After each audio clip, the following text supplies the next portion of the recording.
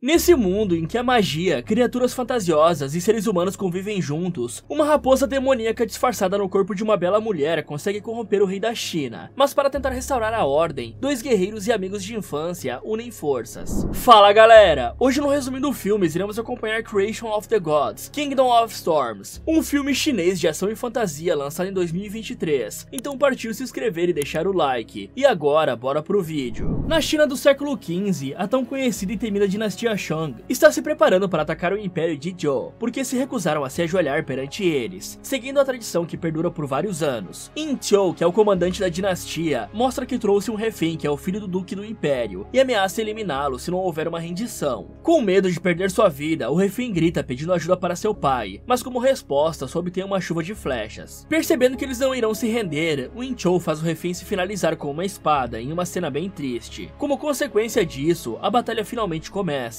E os guerreiros da dinastia Shang usam catapultas para jogar pedras nas muralhas do Império. Em questão de minutos, os muros vêm abaixo, abrindo caminho para os guerreiros da dinastia invadirem. O jovem Ji Fai e seu amigo Yan Jiao correm em direção aos inimigos enquanto se protegem de uma chuva de flechas. Porém, eles são pegos de surpresa quando alcançam os corpos de seus companheiros que haviam morrido na batalha anterior. Nesse instante, um dos guerreiros do Império dispara uma flecha em chamas no óleo que estava escondido nos corpos daqueles guerreiros, causando um enorme incêndio. Atordoados e sem saber o que fazer, Ji Fai e Yan Jiao recuam e desistem de lutar, fazendo com que o comandante se irritasse e xingasse os dois, principalmente porque Yan Jiao é seu filho. Por isso ele precisa demonstrar coragem mais do que qualquer outro guerreiro da dinastia. Mas para proteger seu amigo, Ji Fai diz que os cavalos que foram os culpados, porque eles fugiram assim que viram o fogo. Mas tendo uma ampla experiência em batalha, Yin Zhou pega um pano e cobre os olhos dos cavalos, explicando que eles não fugirão se não souberem o que está na sua frente. Seguindo o exemplo do comandante, todos colocam uma venda em seus cavalos, e assim conseguem atravessar o fogo e invadir o local. Após uma longa batalha contra o exército inimigo, eles começam a perseguir o duque que fugiu com a sua filha para as montanhas congeladas. E enquanto lutava contra o duque, o Yin Zhou é ferido, e uma gota do sangue dele acaba caindo em cima desse tambor que estava escondido dentro da rocha, fazendo com que o objeto reagisse e misteriosamente começasse a brilhar. Mas apesar disso, o Yin Zhou vence a batalha, e para não ser capturada por eles, a filha do duque decide se finalizar com seu prendedor de cabelo afiado. Nesse instante, uma avalanche desce do topo da montanha, e Ji Fai e Yan Jiao até tentam fugir, mas são pegos por ela, assim como todos os outros. Assim, Dati, a filha do imperador, aparece viva e com um comportamento bastante estranho, a menos que você ache que se arrastar no chão é algo normal. Logo, os guerreiros da dinastia se aproximam dela, e Yan Jiao pede para Ji Fai eliminá-la, porém o jovem fica encantado com a beleza dela, e por isso decide deixá-la viver.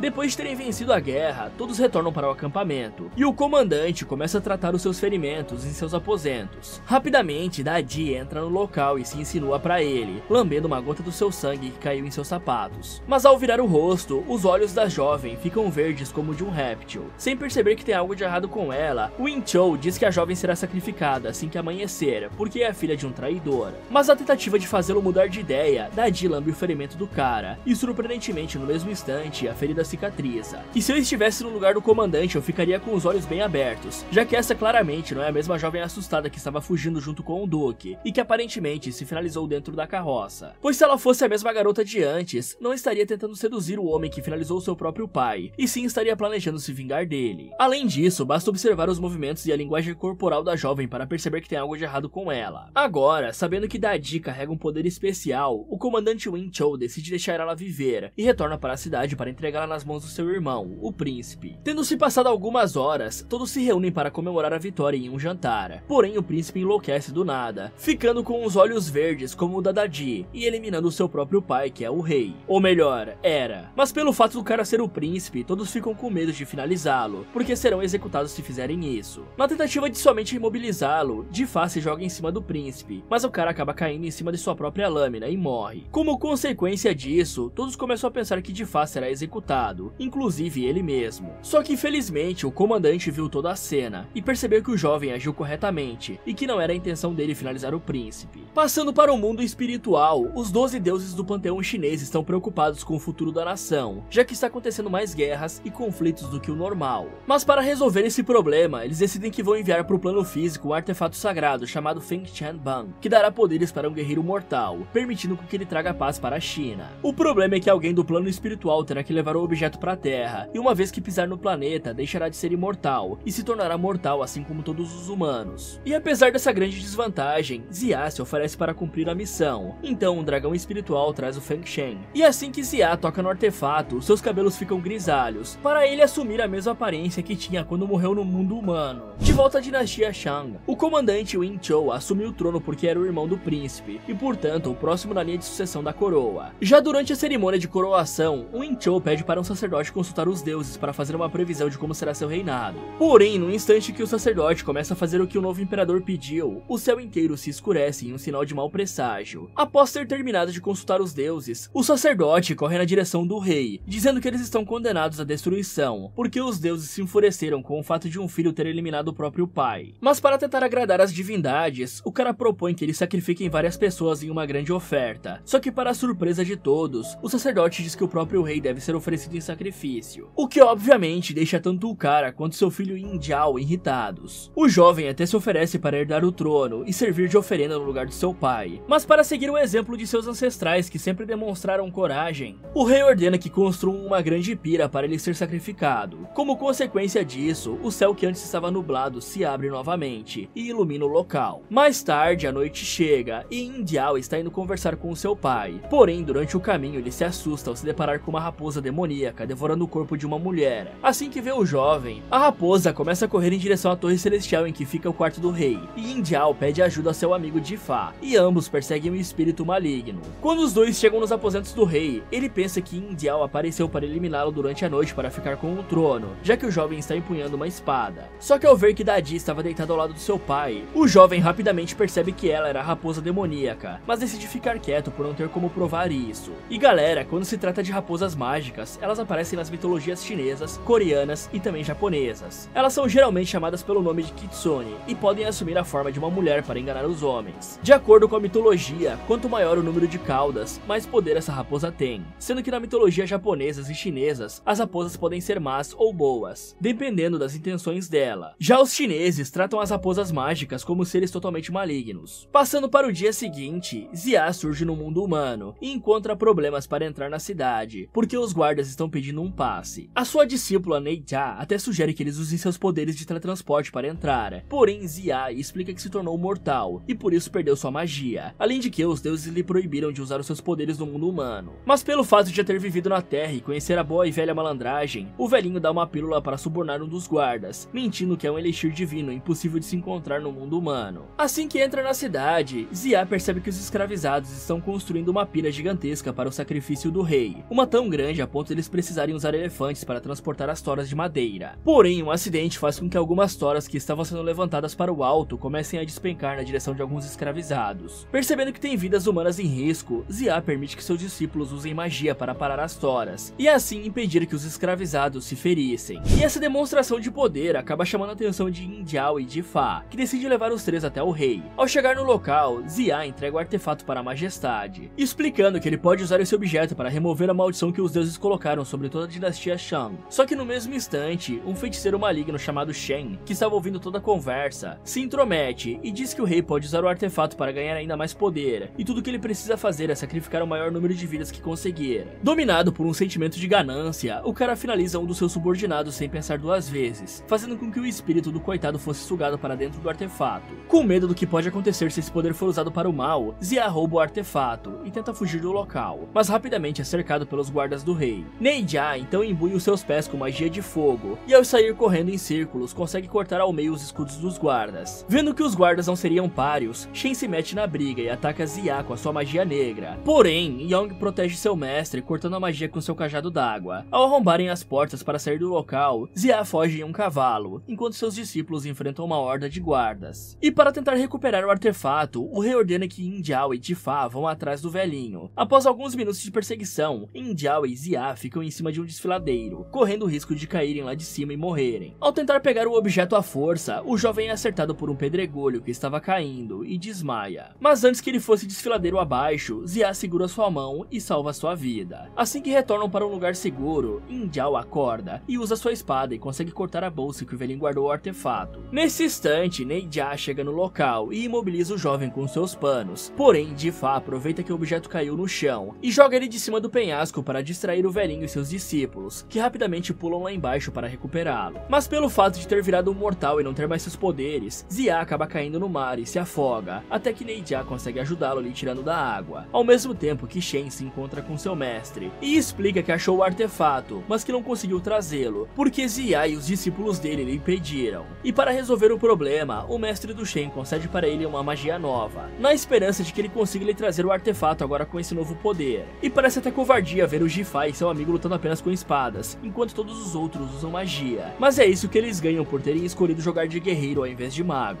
Mas deixando a zoeira de lado, alguns efeitos especiais desse filme estão realmente bem impressionantes, ainda mais considerando que o filme é chinês e não um blockbuster de Hollywood, com bem mais recursos e dinheiro para investir. Após se recuperarem, Neijia e Yang dizem que eles deveriam voltar para o mundo espiritual e levar o artefato junto para impedir que ele caia nas mãos erradas. Porém, Xia conta que viu bondade no coração de Yin Jiao e que pretende dar o objeto para o jovem, já que ele é o próximo na linha de sucessão da coroa. Enquanto viajava para reencontrar seu filho após tantos anos sem vê-lo, Chong, que é um dos 4 duques, além de ser o pai de Ji-Fa, escuta um bebê chorando na floresta e decide descer da carruagem. Ao se aproximar, ele e seus companheiros ficam surpresos ao ver que a cor da pele do bebê é azul, mas pelo fato de ter um bom coração, Chong pega a criança no colo ao invés de abandoná-la por ser diferente. Nesse instante, os discípulos do Xia chegam e dizem que o bebê é um demônio que deve ser eliminado. Só que Chong se recusa a fazer tal crueldade e diz que a criança pode crescer e se tornar boa se for educada da maneira correta. Contrariando seus discípulos, Xia chega no local e decide ajudar o bebê, pedindo para Neijia levá-lo até o mundo dos deuses, onde ele poderá crescer longe do preconceito das pessoas. Após isso, Xia se reúne com os 4 duques que comandam o restante do reino, para juntos planejarem uma maneira de tirar o rei do poder. Porém, antes que pudessem ter tempo para discutir, Ji-Fa surge no local, e em vez de ficar feliz ao reencontrar seu pai, ele lhes acusa de traição, mostrando assim que valoriza mais a majestade do que o próprio pai. Logo, mais guardas chegam no local, e Chong e os outros duques são capturados e levados ao palácio. Decidido a dar um fim nos duques, o rei chama Ji-Fa e os outros filhos deles, que estão trabalhando na guarda real, ordenando que os jovens finalizem seus próprios pais, e como recompensa poderão se tornar os novos duques. Esse primeiro guerreiro então toma a iniciativa e finaliza seu pai com uma espada, se tornando o novo duque do norte. Já esse outro jovem se recusa a fazer o mesmo com o seu velho e tenta atacar o rei, mas como consequência acaba sendo finalizado, enquanto que o duque do oriente crava a espada do seu filho em seu próprio corpo para se sacrificar por ele. Por último, sobra somente Ji-Fa, e ele decide ficar de joelhos e implorar para que o rei deixe seu pai ser preso ao invés de ser morto. O pedido dele acaba sendo atendido e o cara ordena que Chong seja colocado em uma masmorra. Ao anoitecer, Ji-Fa chega para conversar com seu pai e diz que ele poderá ser solto se admitir publicamente que é um traidor. Porém, Chong se recusa a fazer isso e diz que prefere continuar preso. Enquanto isso, o rei está tomando banho com Dadi e ela continua lhe manipulando e até promete que ele se tornará imortal se continuar obedecendo suas ordens. Nesse instante, a esposa do cara, a rainha Jiang, demonstra que está preocupada e decepcionada com o cara porque ele finalizou 3 duques, algo que nenhum outro rei havia feito antes. Ela até mesmo pega uma espada e insinua que irá se finalizar, mas para impedir que algo assim aconteça, Dadi enfeitiça a rainha, e no mesmo momento ela fica calma e entra na água junto com eles. Só que logo descobrimos que a rainha estava mentindo, para tentar apunhalar Dadi com uma lâmina, e apesar de ter sido uma boa tentativa, Dadi é mais rápida e consegue finalizá-la. Algumas horas depois, Yin Jiao descobre o que aconteceu com a sua mãe e fica furioso. Ele então corre até a torre e tenta acabar com Dadi, enquanto ela está fora do seu corpo na forma de raposa. Porém, infelizmente, isso não dá certo, e quando Dadi retorna ao seu corpo, ela se esconde atrás do rei, fazendo com que o jovem lhe ferisse sem querer. Como consequência, o rei considera esse ato como traição, e manda os guardas irem atrás de Yin Jiao, mas com a ajuda de seu amigo, Ji-Fa, que lhe mostrou uma passagem secreta, o jovem consegue escapar sem ser pego. E pessoal, eu preciso fazer uma pausa para ressaltar as armaduras desse filme que estão de cair o queixo. E você concorda ou prefere outras armaduras? Já no dia seguinte, um dos guardas começa a desconfiar que Ji-Fa ajudou Yin Jiao a fugir, e por isso os dois discutem e trocam alguns golpes. Mas quando o jovem estava prestes a perder, o seu irmão mais velho, Bo Aikao, aparece para ajudá-lo. Após a briga ter acabado, os dois vão conversar em outro lugar, e Bo Aikao conta que trouxe o cavalo branco que pertencia ao Ji-Fa quando ele era pequeno. Além disso, Bo explica que está com alguns tesouros para dar pro rei, na tentativa de que ele liberte seu pai que está preso nas masmorras. Seguindo esse plano, Bo entrega os presentes para o rei, mas pelo fato do cara ter se corrompido totalmente por causa da Dadi, ele rejeita as ofertas e ainda elimina o jovem. Depois disso, o rei chega para conversar com Chong e lhe traz um pouco de comida, já que o coitado estava passando fome há vários dias. Assim que o velhinho começa a comer, o cara revela que está mastigando a carne do seu próprio filho, e obviamente Chong fica furioso e tenta atacá-lo. Mas agora que conseguiu sua vingança, o rei decide libertar Chong, mas impõe uma condição, a de que ele confesse publicamente que é um traidor. E para honrar a coragem de seu filho e tentar libertá-lo, Chong aceita a condição e faz uma passeata da vergonha, dizendo para os moradores que é um traidor. Algumas horas depois, decidida a salvar a sua majestade da manipulação, Xia se infiltra no palácio para tentar eliminar Dadi, porém no último segundo o rei consegue impedi-lo. Nesse instante, Enjiao aparece e conta que Dadi é na verdade um demônio raposa, que está lhe manipulando, mas seu pai não acredita.